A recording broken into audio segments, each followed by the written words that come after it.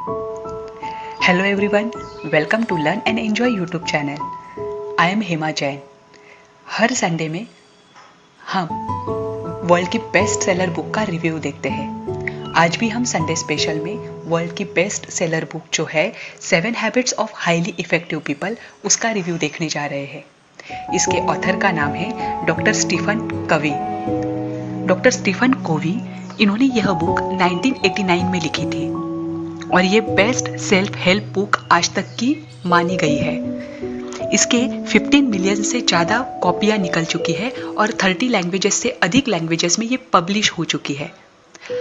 International level पर जो MBA courses होते हैं उसमें एक सब्जेक्ट के हिसाब से भी इस बुक को लिया गया है। और दूसरी बात कि जो मल्टीनेशनल कंपनीज होते हैं वहाँ पर क्रैश कोर्सेज जो एम्प्लॉयज़ को कराए जाते हैं उसमें भी इस बुक को लिया गया है। इस बुक के बारे में उनको जानकारी दी जाती है।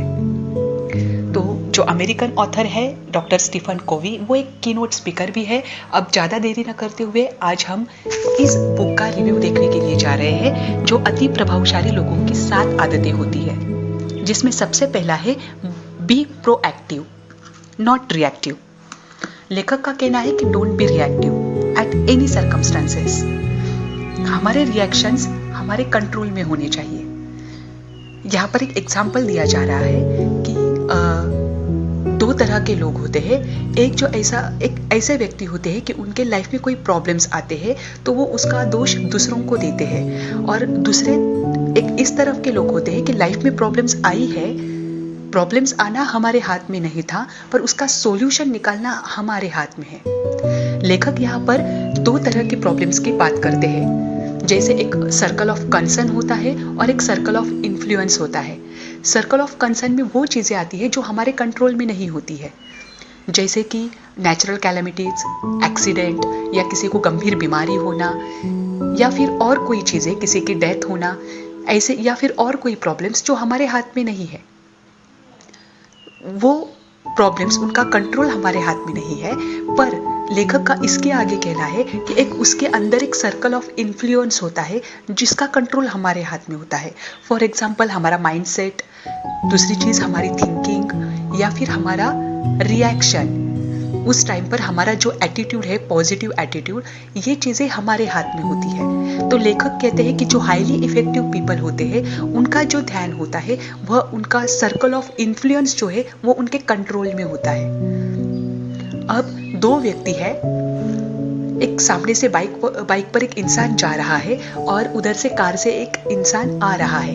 अब बाइक पर से जो जाने वाला व्यक्ति है वह प्रोएक्टिव माइंड वाला व्यक्ति है।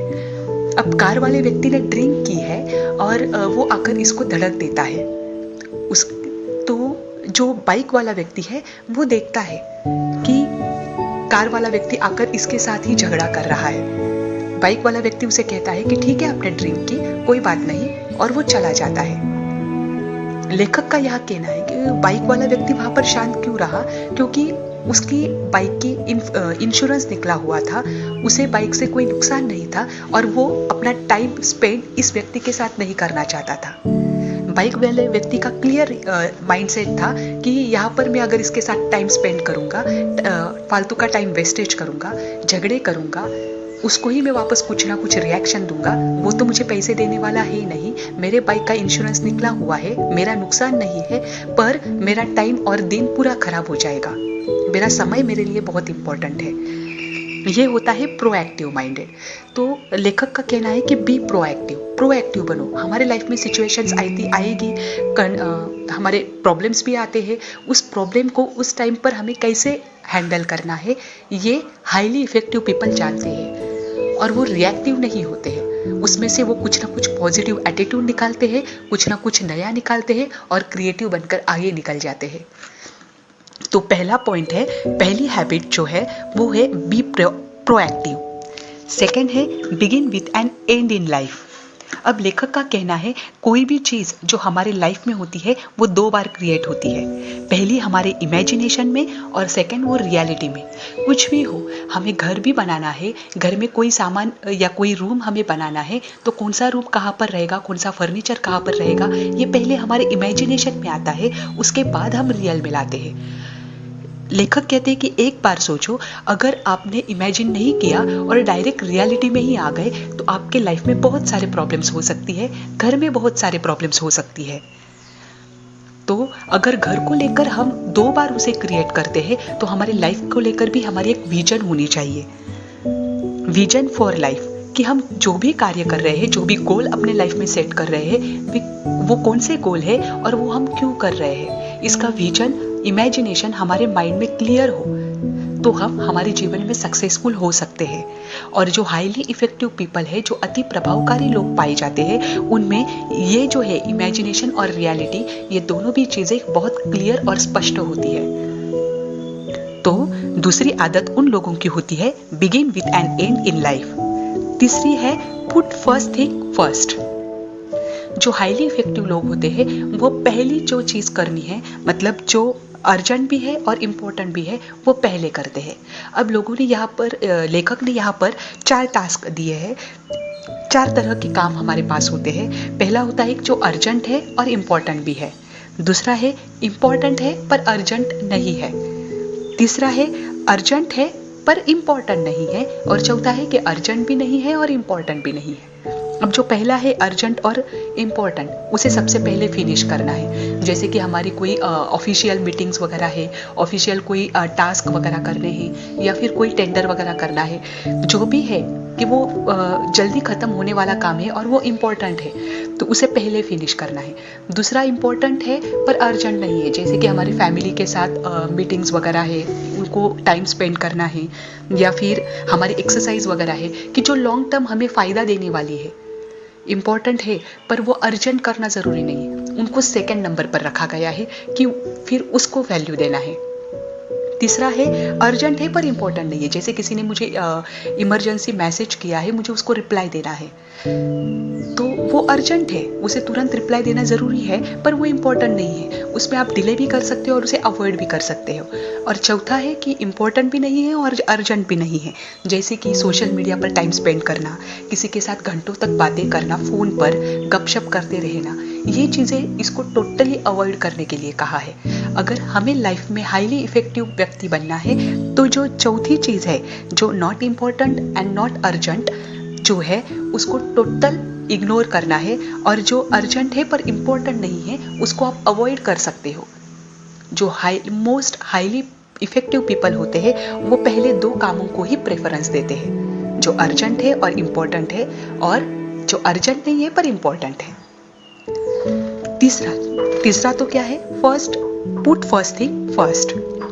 फोर्थ हैबिट है थिंक विन विन। अब 2 बच्चे हैं, राम और श्याम, उनके आज एग्जाम है, दोनों के 4 चैप्टर्स नहीं हुए हैं, पेंडिंग है। तो लेखक ने कहा है कि राम का जो है एटीट्यूड वो थिंक विन विन वाला एटीट्यूड है। राम बोलता है श्याम को कि एक काम करते हैं कि हमारे पास इतना टाइम नहीं है कि दोनों 4 चैप्टर्स कर सकते हैं, तो मैं 2 चैप्टर्स करता हूँ, तू 2 चैप्टर्स कर, मैं तुझे उसको 2 चैप्टर्स मैंने पढ़े उसके बारे में मैं तेरे साथ डिस्कस करता हूँ, तू मेरे साथ बाकी के 2 चैप्टर्स के बारे में डिस्कस करना। पर श्याम क्या सोचता है कि मैं 2 चैप्टर्स करूँगा और ये मुझसे आगे निकल जाएगा, इससे तो अच्छा है मैं 4 चैप्टर थोड़े थोड़े कर लूँ। ऐसे ही कुछ लोगों की मेंटालिटी होती है, जो बस अपना ही फायदा देखना चाहते हैं, सामने वाले का नहीं। तो लेखक ने कहा है कि जो हाईली इफेक्टिव पीपल होते हैं उनकी जो स्ट्रैटेजी होती है वह थिंक विन विन वाली स्ट्रैटेजी होती है, जो अपना भी फायदा करना जानते हैं और सामने वाले का भी, वो अपनी भी नीड जानते हैं और अदर की भी नीड जानते हैं, और दोनों का फायदा, दोनों कैसे जीतेंगे, दोनों को कोऑपरेट करके कैसे आगे लेकर जाना है, यह एटीट्यूड जिसके पास होता है वह अति प्रभावशाली व्यक्तियों में आते हैं। तो फोर्थ हैबिट है थिंक विन विन। फिफ्थ है first seek to understand then to be understood. तो उन्होंने कहा है कि हमें सामने वाला व्यक्ति क्या बोल रहा है उसके नजरिए को समझने का प्रयास करना है। अगर कभी कभी हम क्या करते हैं कि सामने वाला व्यक्ति जो बोलता है वह हम कभी कभी आधा ही सुनते हैं, या फिर हम उसको सुनने की अपेक्षा हम हमारा जो है आइडियाज उसको देना चाहते हैं। तो लिसनिंग जो हमारी होनी चाहिए वह कैसे होनी चाहिए, यहाँ पर लेखक कहते हैं कि there are 5 types of listening. Ignoring listening, जिसमें हम सुनते तो है पर पूरी तरह से इग्नोर करते हैं। दूसरा है प्रिटेंडिंग लिसनिंग, जहाँ पर हम ऐसे दिखाते हैं कि मैं सुन रहा हूँ लेकिन हमारा ध्यान नहीं होता है। तीसरा है सिलेक्टिव लिसनिंग, जिसमें से हम मेन पॉइंट्स ही सुनते हैं, बाकी का छोड़ देते हैं। चौथा है अटेंटिव लिसनिंग, जो हम सुनते हैं, जैसे मोटिवेशनल जो स्पीकर होते हैं उनके बारे में, उनके जो हम सुनते हैं, या फिर हमें कोई फेवरेट हमारी ये हो टॉपिक चल रहा हो तो हम अटेंशन देकर सुनते हैं। ये 4 टाइप के लिसनिंग है। पर ये छोड़कर लेखक का कहना है कि 5वीं जो है एम्पैथिक लिसनिंग, वो हमें हमारे जीवन में अपनानी है। एम्पैथिक लिसनिंग यानी सामने वाले का जो नजरिया है उसको हमें देखना है, उसके पॉइंट ऑफ व्यू से उसकी बात को सुनना है, हमारे पॉइंट ऑफ व्यू से नहीं सुनना है। और ये एम्पैथिक लिसनिंग जिसके पास होती है उसकी प्रोग्रेस बहुत फास्ट होती है, क्योंकि वो सामने वाले के नजरिए को जानता है और उस दृष्टि से उसे सुनता है। इसलिए first seek to understand then to be understood. तो लेखक का कहना है कि हैव पेशेंस, सामने वाले के नजरिए को जानो, उस जगह पर अपने आप को रखो, उनके पॉइंट ऑफ व्यू से उनकी बात सुनो। यह है एम्पैथिक लिसनिंग, और इस लिसनिंग से हम हाईली इफेक्टिव पीपल में आ सकते हैं। 6th पॉइंट है सिनर्जी। सिनर्जी का अर्थ होता है मिलजुल कर काम करना। कोई भी मशीन आप ले लो, कोई भी दुनिया में जो भी नई चीज बनी है, जो भी मशीन बनी है, उन सब में एक सिनर्जिकल वर्क होता है, यानी वो सारे जो पार्ट है वो मिलजुल कर काम करते हैं, तब एक मशीन बनती है। तो हाईली इफेक्टिव पीपल जो होते हैं उनका जो माइंडसेट होता है वह सिनर्जिकल होता है। वो जानते हैं कि हर एक व्यक्ति में डिफरेंट क्वालिटीज होती है, हर एक व्यक्ति का अपना पॉइंट ऑफ व्यू होता है, उनकी स्ट्रेंथ अलग होती है, हर एक व्यक्ति में वीकनेस भी होती है। वो सबको साथ में लेते हैं, जिसके लिए जो योग्य है उसको वो कार्य देते हैं और साथ मिलकर काम करते हैं, इसीलिए उनसे बड़े बड़े कार्य होते हैं। और वो जानते हैं कि हमारा रिजल्ट एररलेस और मोस्ट इफेक्टिव इसी वजह से बन सकता है। कोई भी व्यक्ति आगे जाकर अकेला कार्य नहीं कर सकता है। इसीलिए लेखक का कहना है कि सिनर्जी हम हमारे जीवन में जितनी लाएंगे उतना ही हम मोस्ट इफेक्टिव पीपल में आ जाएंगे। और लास्ट वन है शार्पन द सॉ। कोई लकड़हारा होता है, अगर वह अपने कुल्हाड़ी को अगर शार्प नहीं करता है, उसे धार नहीं देता है और उससे बस लकड़ियां काटता ही जाता है, तो एक दिन ऐसा आएगा कि उस कुल्हाड़ी से एक भी पेड़ नहीं कटेगा। लेखक का कहना यही है कि आप दिन भर में जितने भी कार्य करते हैं आप कीजिए, लेकिन उसके साथ हमारे जो 4 प्रकार की हेल्थ है उसका भी पूरा ध्यान दीजिए, क्योंकि खुद की केयर करने के लिए हमें टाइम अगर हम नहीं निकालेंगे तो ये बाकी के जो भी कार्य हम कर रहे हैं उसका एक दिन कोई फायदा नहीं रहेगा। अब 4 प्रकार की हेल्थ है, उसमें सबसे पहला है फिजिकल हेल्थ। फिजिकल हेल्थ हमारी होनी ही चाहिए, इसलिए कंपलसरी हमें एक्सरसाइज के लिए या फिर खुद को साइलेंट रखने के लिए टाइम निकालना ही है। दूसरा है स्पिरिचुअल हेल्थ, जिससे मेडिटेशन करें, योगासन वगैरह करें, प्राणायाम वगैरह करें, जिससे कि हमारी स्पिरिचुअल प्रोग्रेस भी होती रहे। तीसरा है मेंटल हेल्थ, यानी मेंटली स्ट्रॉन्ग और साइलेंस होने के लिए काम म्यूजिक सुनना, शांत नेचर की जगह पर, शांत की जो जगह है उस जगह पर जाना, ये होता है मेंटल हेल्थ। और 4th वन है social and emotional health, family को टाइम देना, सोशल लेवल पर जाकर लोगों को टाइम देना, उनके साथ टाइम स्पेंड करना, या फिर ऐसी जगह पर जाना जहाँ जाकर हम फ्रेश हो जाते हैं, या फिर क्रिएटिव आइडियाज हमें हमारे लाइफ में मिलते हैं। ये 4 प्रकार की हेल्थ का ध्यान रखना भी जरूरी है। ये है sharpen the saw, the 7th habit of the highly effective people. तो ये 7 हैबिट्स हम अपने जीवन में लाएंगे और हम भी हाईली इफेक्टिव पीपल के लिस्ट में आने का प्रयास करेंगे, तो हमारे जीवन में भी सक्सेस हमें जरूर मिलेगी। अगले संडे को वापस मिलेंगे। If you like the video then please subscribe it.